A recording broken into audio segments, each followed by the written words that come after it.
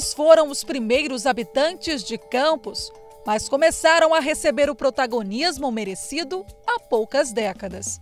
As pinturas reproduzem os traços da etnia e da cultura goitacá, dizimados no decorrer da colonização.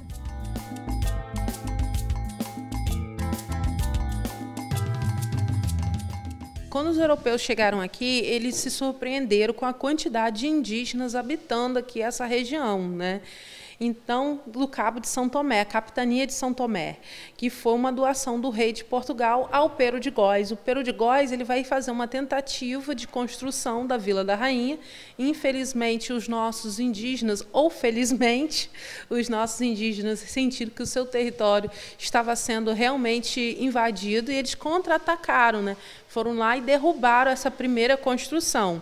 Pero de Góis retorna para Portugal e seu filho, anos depois, Gil de Góis, volta aqui para a capitania, tomando posse e tenta construir novamente uma fortificação, a primeira construção que a gente tem notícias aqui. Eles se diferenciavam de outros povos da redondeza pelo costume de raspar o topo da cabeça e pelo porte físico. Goitacás significa indígenas corredores ou nadadores. E isso também tem muito a ver com os nossos indígenas, porque, como diz Alberto Lamego, aqui era um local alagadício, então eles nadavam bastante, tinham várias lagoas aqui, tá? E também corriam bastante pela planície.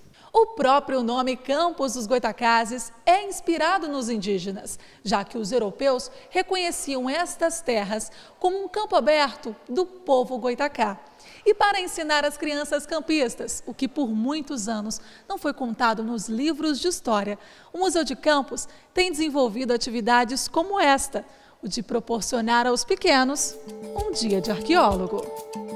Alunos de escolas públicas e particulares podem participar da exposição interativa que começou no dia 10 de abril e prossegue até 10 de maio. Aqui nessa exposição a gente traz para as crianças a ciência que é a arqueologia, que é a melhor forma hoje da gente entender os nossos povos originários que habitavam aqui a nossa região.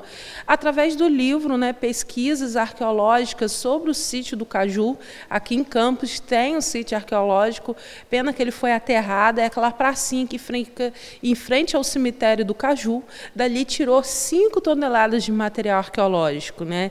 E a partir, com inspiração nesse livro, a gente simula aqui no museu um sítio arqueológico teórico, para as crianças escavarem e a gente poder explicar um pouquinho o que é arqueologia. E através da arqueologia explicar, né, como que eram os nossos indígenas, os goitacá, os guarulhos, puris, coroados, todos esses que passaram aqui pela nossa região. Essa também é uma oportunidade do público ver de perto os fragmentos de ossos, urnas funerárias e outros materiais encontrados nas escavações do sítio arqueológico do Caju.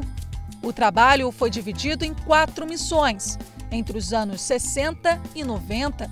Este ambientalista e arqueólogo fez parte da equipe na década de 70. Minha participação se deveu mais em função de obras que eram feitas nesses locais, o sítio do Caju, Goitacazes, Donana, Macaé, mas por conta de obras que eram feitas nos locais e que traziam à tona esses sítios.